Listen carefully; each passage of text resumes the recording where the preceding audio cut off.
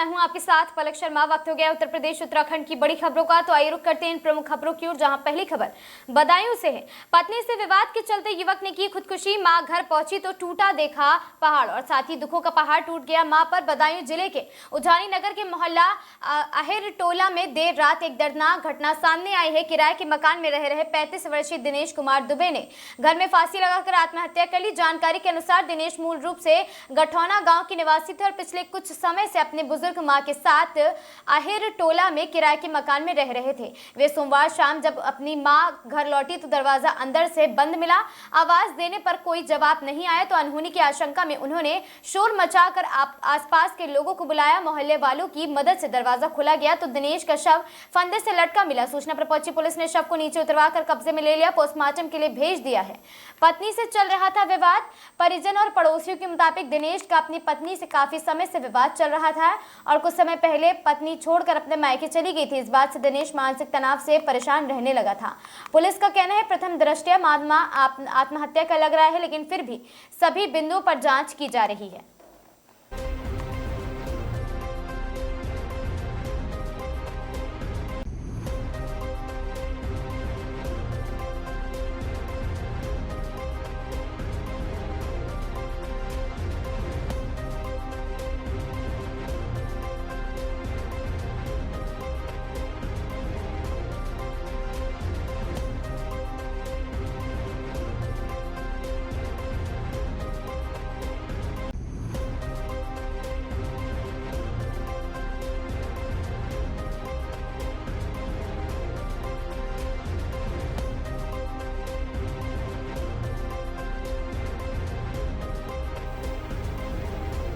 बदायूं के उजानी कोतवाली क्षेत्र के गांव मलिकपुर में पति से विवाद के बाद महिला ने फांसी पर लटक कर अपनी जान दे दी। परिजनों का विवाहिता की फांसी पर लटकने की जानकारी हुई तो उन्होंने पुलिस को बुला लिया और पुलिस ने शव को अपने कब्जे में लेकर पोस्टमार्टम के लिए भेज दिया। आपको बताते चलिए कि सोमवार की दोपहर करीब 3 बजे जब घर के लोग खेत खलिहान में काम करने लगे थे, तभी दिनेश की पत्नी आरती ने मौका देख कमरे का दरवाजा चुनरी से बंद कर लिया और साथ ही फांसी का फंदा बनाकर उस पर लटक गई, जिससे उसकी मौत हो गई है। बताते चले कि जब परिजन खेत खलिहान से वापस घर लौटे, आरती के कमरे को बंद देखा और साथ ही दराज से झांक कर देखा तो उनके होश उड़ गए। कमरे में आरती फंदे से मृत अवस्था में लटकी थी। परिजनों ने पुलिस को सूचना दी, जिस पर पुलिस मौके पर पहुंची और परिजनों के सहयोग से विवाहिता का शव फंदे से उतारकर पोस्टमार्टम के लिए भेज दिया।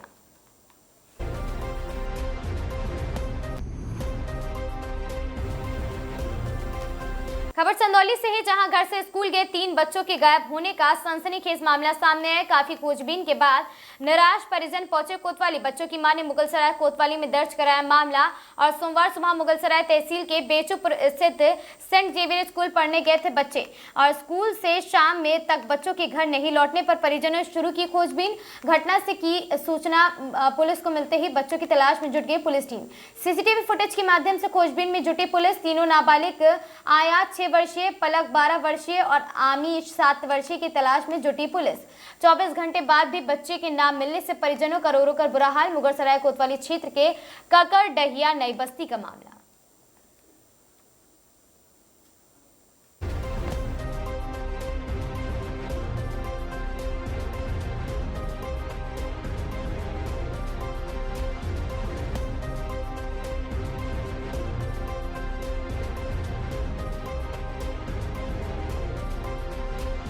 अपना नाम और परिचय बताएं। हेना जी हेना जी, क्या है? हमारे बच्चे कल स्कूल गए थे। स्कूल से कल बच्चे हमारे 12:30 बजे छुट्टी होती है, 12:30 बजे हमारे बच्चे नहीं आए। एक लड़की आई है, उसने कहा कि मम्मी पलक अपनी वहाँ पे नहीं है। उसने पूछा कि नहीं हम तो स्कूल ही गए थे। फिर उसके बाद पता नहीं चला, इसलिए हम कंप्लेन किए गए, थाने पे आए, थाने में एफआईआर किया गया। उन्होंने कहा क्या बात है, उन्होंने उनसे भी यही कहा कि हमारे बच्चे स्कूल गए थे, स्कूल से नहीं वापस आए। कहाँ जाने कहाँ चले गए, बस इसके लिए आप थोड़ा कार्रवाई करिए। थाने पे प्रिंसिपल भी आए थे, प्रिंसिपल से आप क्या बात? प्रिंसिपल से बात हो रही, प्रिंसिपल बोल रहे हैं कि नहीं बच्चे आए ही नहीं है, बच्चे आए नहीं है। लेकिन छोटी वाली चाहत हमारी कह रही है कि नहीं वो गई थी। तीनों बच्चे का नाम क्या था? एक का नाम था पलक, एक का नाम था आमिश, एक का नाम था आयत। अच्छा, लगभग तीनों के बच्चे की उम्र क्या होगी? बड़ी वाली 12 साल, छोटी वाली 6 साल और लड़का 7 साल। पुलिस अधीक्षक से क्या अपील करती हैं आप? पुलिस अधीक्षक से यही करते हैं कि बच्चे हमारे जहाँ भी हैं वहाँ से कहीं से सुविधा करके घर वापस लाएं। अपना नाम और परिचय बताएं। जुगनू। क्या मामला है, थाने पे आई हैं?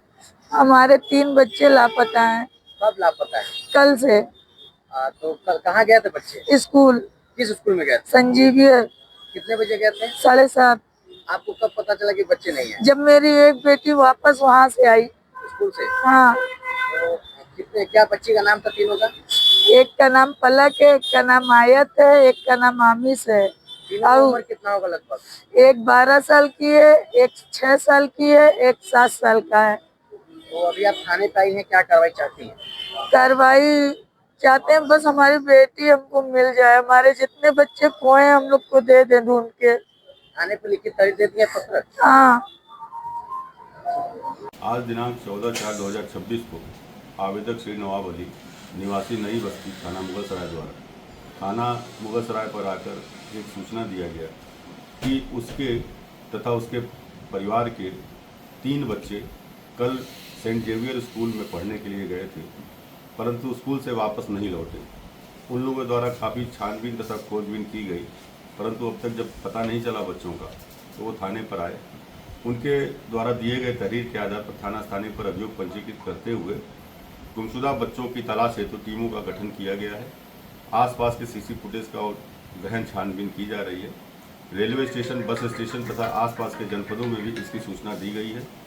तत्परता से बच्चों की तलाश की जा रही है। समाजवादी पार्टी के राष्ट्रीय महासचिव शिवपाल सिंह यादव मैनपुरी पहुंचे, जहां उन्होंने जनपद मैनपुरी के करहल क्षेत्र के जोथरी गांव के रहने वाले अध्यापक राजेश यादव की मूर्ति का अनावरण किया। अनावरण से पूर्व उनका परिजनों ने माल्यार्पण कर भव्य स्वागत किया। मूर्ति अनावरण करने के बाद वे मीडिया से रूबरू हुए, जहां उन्होंने भारतीय जनता पार्टी पर वार करते हुए जमकर निशाना साधा और उन्होंने कहा है कि वर्तमान में चल रही भारतीय जनता पार्टी की सरकार किसान विरोधी सरकार है। इस सरकार ने जनता और किसानों को बड़े बड़े प्रलोभन देकर झूठे वादे कर सरकार बनाई, लेकिन अपनी बातों पर खड़ी नहीं उतरी है।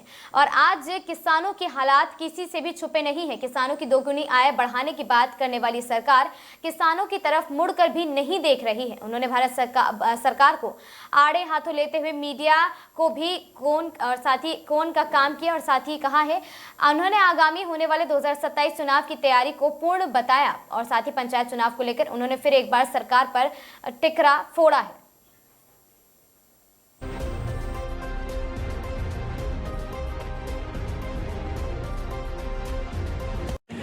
मंत्री जी, जो 5 राज्यों को लेकर जो चुनाव चल रहे हैं, क्या परिणाम आने वाले हैं? भारतीय जनता पार्टी हारेगी और ये सब पार्टी जीतेंगे जी। ममता दीदी जीतेंगे, तमिलनाडु में जीतेंगे जी। जहाँ जहाँ चुनाव हो रहे भारतीय जनता पार्टी हारेगी या सबसे लेकर यूपी में पंचायत चुनाव की कोई डेट नहीं सामने आ रही है। सरकार चुनाव करा पाएगी विधानसभा चुनाव से पहले? सरकार बेफल है जी, समय से कोई काम नहीं करा पाती जी। लुटेरी सरकार है जी। देखिए आलू की हालत क्या है जी, कोई फसल खरीद नहीं पाती। अखिलेश यादव ने कहा जहाँ पीड़ा है वहाँ पीडीए है। अखिलेश यादव कह रहे हैं जहाँ पीड़ा वहाँ पीडीए। भाजपा कह रही है असली पीडीए हम हैं। भाजपा जी, भाजपा कुछ नहीं है, अब तो केवल पूंजीपतियों की है जी, केवल दलाली करती है, बेईमान सरकार है जी। सर जी, बड़े पैमाने पर चाहे आप तहसील में देख लें और थानों में देख लें, बड़े पैमाने पर सर भ्रष्टाचार का आरोप लगा रहे हैं सर के सामने। लगा नहीं रहे, हो रहा है। आरोप कौन लगा रहा है?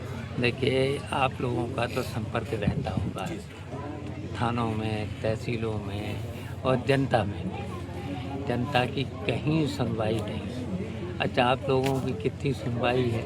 आप तो जो अपना अपना चैनल बनाए हुए हैं, ये भी मीडिया को भी बड़े बड़े चैनल सब पूंजीपतियों के हो गए। अगर ये आप खुद ही अपना चला रहे हो, तासे चल रहा है मामला जी, तासा हम लोगों की बात जनता तक पहुंच रही है जी। नहीं तो हम लोगों की भी बात जनता तक नहीं पहुंच रही है। तो आपको भी हम धन्यवाद देते हैं, हमारी बातों को तो कम से कम पहुंचा रहे हैं जी। 2027 को लेकर क्या तैयारी तो है? जनता की बातें भी पहुंचाया करूं जी, आपसे हमारी विनती है। जी ठीक है जी। 2027 की क्या तैयारी रहेगी? पूरी तैयारी है, चुनाव डिक्लेयर होने दो। खबर सिद्धार्थनगर से है, जहां खतौनी में नाम सही कराने को लेकर लेखपाल ने दिया 10,000 रुपए। वीडियो महिला ने किया वायरल। 10,000 रुपए देने के बाद 2,000 रुपए की गई मांग और साथ ही महिला ने जिलाधिकारी को प्रार्थना पत्र दिया। महिला जुबैदा खातून का बयान, 10,000 रुपए देने के बाद भी पति का नाम नहीं हुआ चेंज, फिर गई 2,000 रुपए की गई मांग। महिला ने प्रार्थना पत्र में महिला लेखपाल सुधा राजपूत के ऊपर लेने के बाद 2,000 रुपए लेने की लिखी है बात और साथ ही पीड़ित महिला गरीब होने के कारण नहीं दे पा रही है 2,000 की गई डिमांड को पूरा।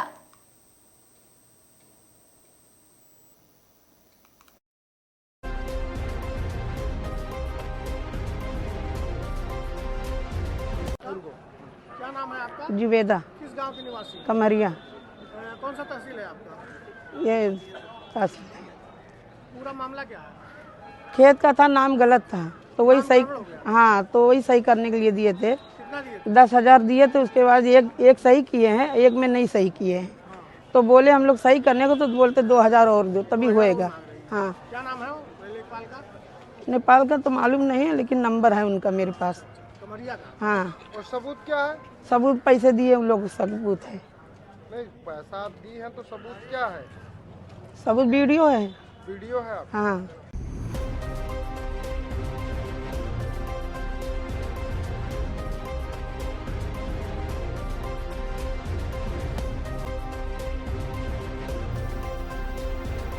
उत्तराखंड के देहरादून में होने वाली प्रधानमंत्री नरेंद्र मोदी के ऐतिहासिक आपको बता दें रैली रोड शो में लाखों लोगों के पहुंचने की उम्मीद जताई जा रही है। आपको बताते चले कि दिल्ली देहरादून एक्सप्रेसवे के लोकार्पण के इस कार्यक्रम में उत्तराखंड ही नहीं अनेकों राज्य से भी लाभार्थियों के पहुंचने की उम्मीदें जताई जा रही। वहीं मंगलौर क्षेत्र में भी प्रधानमंत्री नरेंद्र मोदी की इस ऐतिहासिक रैली में शामिल होने के लिए मंडल अध्यक्ष शोभित गुप्ता एवं टीम करतार सिंह भड़ाना की ओर से की गई लगभग 120 गाड़ियों का काफिला लेकर प्रधानमंत्री नरेंद्र मोदी की रैली में शामिल होने के लिए रवाना हुए। आपको बताते चले देहरादून दिल्ली एक्सप्रेसवे का आज माननीय प्रधानमंत्री द्वारा भारत सरकार द्वारा नरेंद्र मोदी के द्वारा लोकार्पण किया जाएगा, जिसको लेकर उत्तराखंड सरकार की ओर से तैयारी पूरी कर ली गई है और इस रैली को सफल बनाने के लिए उत्तराखंड उत्तर प्रदेश से लगभग लाखों लाभार्थियों के पहुंचने की भी उम्मीद जताई जा रही है।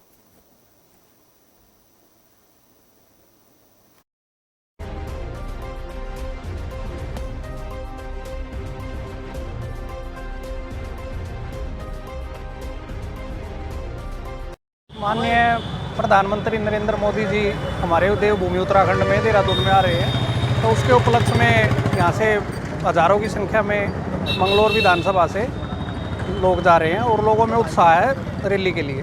देखा जा रहा है कि यहाँ पे टीम करतार सिंह भड़ाना की गाड़ियाँ भी जा रही है कुछ, तो हमारी 120-22 गाड़ियों के आसपास और 20 से 25 बसें हमारी जा रही हैं, जिसके लिए हम यहाँ पे खाने की पीने की सारी व्यवस्था, पानी की व्यवस्था हमने कर रखी है, तो उसके लिए हम यहाँ पे खड़े हुए हैं ताकि लोगों को कोई असुविधा ना हो। तो जो रैली मानी जा रही है क्या ऐतिहासिक होने वाली रैली लोगों की उम्मीद मान रहे हैं? रैली में लाखों की संख्या में भीड़ की अनुमानित भीड़ है और लोगों में उत्साह है, पार्टी के सभी पदाधिकारियों में उत्साह है और बहुत अच्छी रैली, आज तक कोई रैली ऐसी हुई ही नहीं, ये बहुत ऐतिहासिक रैली होगी। जिस तरह से मंगलौर की बात की जाए तो मंगलौर में भाजपा की सीट नहीं निकली है अभी तक, तो इस बार क्या ऐसा मोटिव रहेगा कि मोदी जी का आने से प्रभाव पड़ेगा? 2027 में खाली मंगलौर नहीं, 2027 में बीजेपी पूर्ण बहुमत से सरकार बना रही है और मंगलौर की सीट को हम ऐतिहासिक सीट के रिकॉर्ड मतों से विजयी हो रहे हैं। माननीय प्रधानमंत्री नरेंद्र मोदी जी देहरादून में जो दिल्ली देहरादून एक्सप्रेसवे बनाया उसका लोकार्पण करने के लिए आ रहे हैं, जिसमें सभी कार्यकर्ताओं में बहुत जोश है और इस सभी यहाँ से मंगलौर विधानसभा से सभी लोग एकत्रित होकर जो है देहरादून के लिए प्रस्थान कर रहे हैं। लगभग कितने लोगों के आने की उम्मीद है जताई जा रही है? मंगलौर क्षेत्र से हजारों की संख्या में गाड़ियाँ बढ़ बढ़कर आप देख रहे हैं जा रही है। मंगलौर क्षेत्र से ही कई हजार की संख्या में जो है माननीय मोदी जी को सुनने के लिए सभी हमारे कार्यकर्तागण जा रहे हैं। उत्तराखंड में रैली होने जा रही है, ऐतिहासिक? बिल्कुल ऐतिहासिक सारी रैलियाँ, मोदी जी जब भी देहरादून उत्तराखंड आते हैं तो उत्तराखंड की जनता में पूरा का उत्साह रहता है कि मोदी जी आ रहे हैं, जरूर कुछ ना कुछ हमारे उत्तराखंड को देके जाएंगे और इसी और उनके ओजस्वी विचारों को सुनने के लिए ही सब लोग यहाँ वहाँ पर जा रहे हैं। कुछ उम्मीद रखी जा रही है? बहुत उम्मीद है, पूरी उम्मीद। आज उत्तराखंड का इतना विकास, चौमुखी जो विकास हुआ है पिछले 10 सालों में जब से मोदी जी की और धामी जी और क्या बोलते हैं भारतीय जनता पार्टी की सरकार बनी है, और हमें विश्वास है आगे भी इसी प्रकार से जो है अब हम 2027 में सरकार बनाने जा रहे हैं और फिर विकास की जो है। उत्तराखंड के रामनगर क्षेत्र से इस वक्त की बड़ी खबर सामने आ रही, जहां ग्राम शिवलालपुर में लेपर्ड के घुसने से ग्रामीणों में हड़कंप मच गया। रामनगर के ग्राम शिवलालपुर में आज सुबह उस समय अफरा तफरी मच गई जब जंगल से निकलकर एक लेपर्ड गांव में आ गया और लेपर्ड ने के एक पालतू कुत्ते जर्मन शेफर्ड पर हमला कर दिया। हालांकि कुत्ता किसी तरह उसकी पकड़ से बच निकला और घटना की सूचना मिलते ही मौके पर ग्रामीणों की भारी भीड़ जुट गई। इस दौरान ग्रामीणों को देख लेपर्ड पास के एक पेड़ पर चढ़ गया, जिससे इलाके में दहशत और बढ़ गई। सूचना मिलते ही वन विभाग की टीम मौके पर पहुंची और काफी मशक्कत के बाद लेपर्ड को ट्रैंकुलाइज कर सुरक्षित रेस्क्यू किया गया। वहीं अनिल कुमार ने बताया है कि ये लेपर्ड पिछले 2 से 3 साल से इलाके में आता रहता है और पहले भी हमारे 3 कुत्तों को मार चुका है। पहले 2 महीने से ज्यादा लगातार घर के आसपास घूम रहा था। आज सुबह करीब 5 बजे इसने फिर हमला कर दिया है। भाजपा नेता संजय डरबी ने कहा कि ये जंगल में शिकार कम होने के कारण जंगली जानवर अब गांव की तरफ रुख कर रहे हैं, जहां उन्हें आसान शिकार मिल जाते हैं।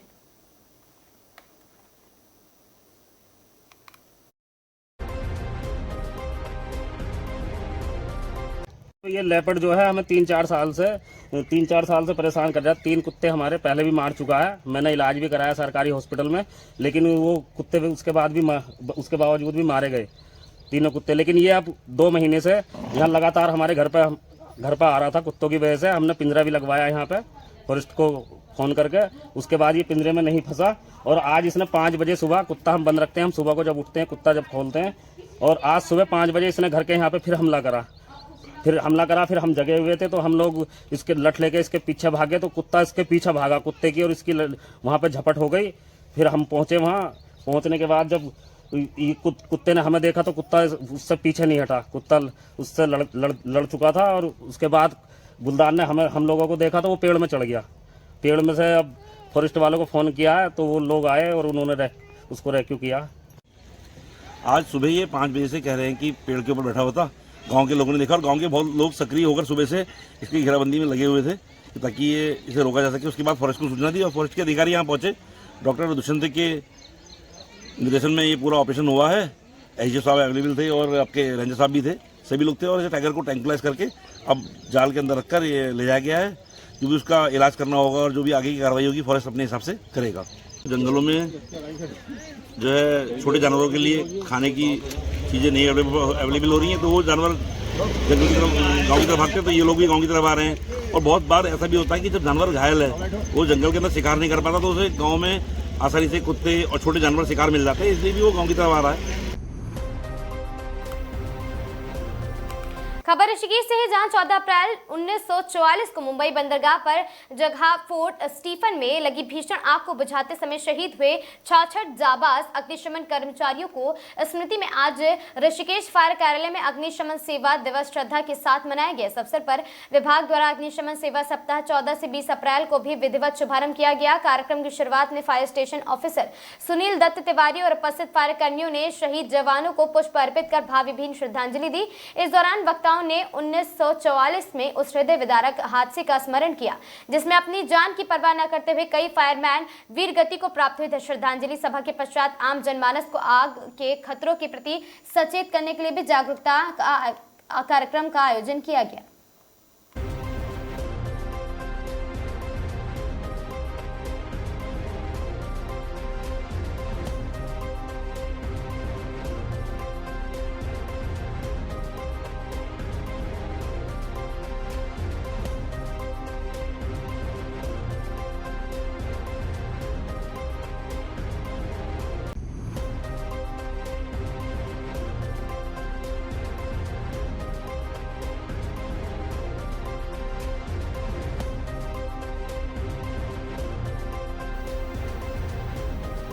तीर्थनगरी ऋषिकेश का सरकारी अस्पताल इन दिनों गंभीर संकट से जूझ रहा है, जहां पर पिछले 1.5 महीने से अस्पताल में एंटी रेबीज इंजेक्शन की अनुपलब्धता ने स्वास्थ्य सुविधाओं की पोल खोल दी है। इस मामले का संज्ञान लेते हुए प्रदेश के स्वास्थ्य मंत्री सुबोध उनियाल ने विभागीय अधिकारियों को तत्काल व्यवस्था सुधारने के निर्देश दिए। बता दें कि ऋषिकेश के सरकारी अस्पताल में मार्च महीने से एंटी रेबीज इंजेक्शन का स्टॉक खत्म है। अस्पताल प्रशासन के अनुसार यहाँ हर महीने लगभग 500 इंजेक्शन की खपत होती है। कुत्ता, बिल्ली या बंदर के काटने के बाद अस्पताल पहुंचने पहुंचने वाले गरीब मरीजों को बैरंग लौटना पड़ता है और बाजार में इन इंजेक्शन की कीमत अधिक होने के कारण गरीब मरीज इन्हें खरीदने में असमर्थ है।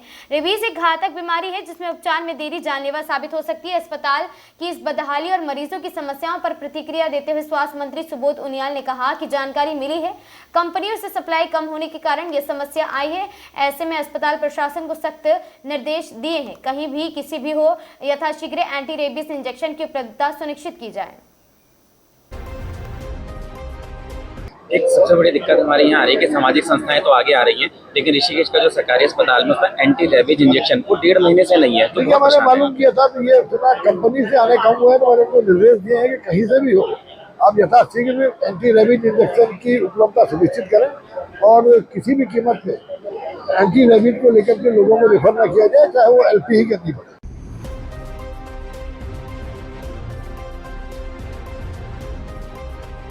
एक सबसे बड़ी दिक्कत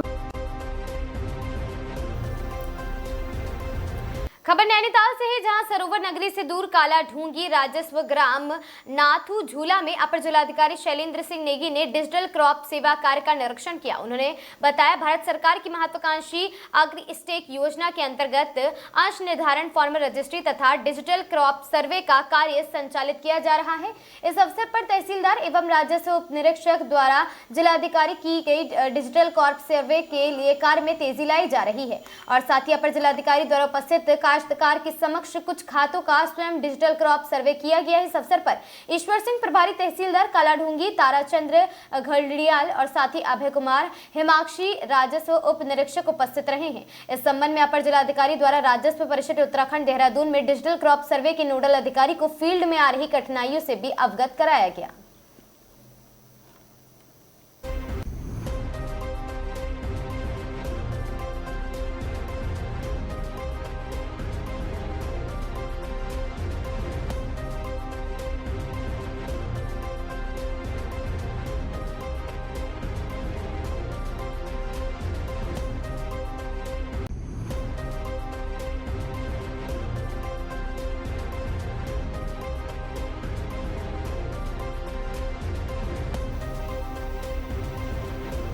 इन खबरों में आज के लिए बस इतना ही। ऐसी खबरों से लगातार जुड़े रहने के लिए बने रहें हमारे साथ और देखते रहें आगाज टाइम्स।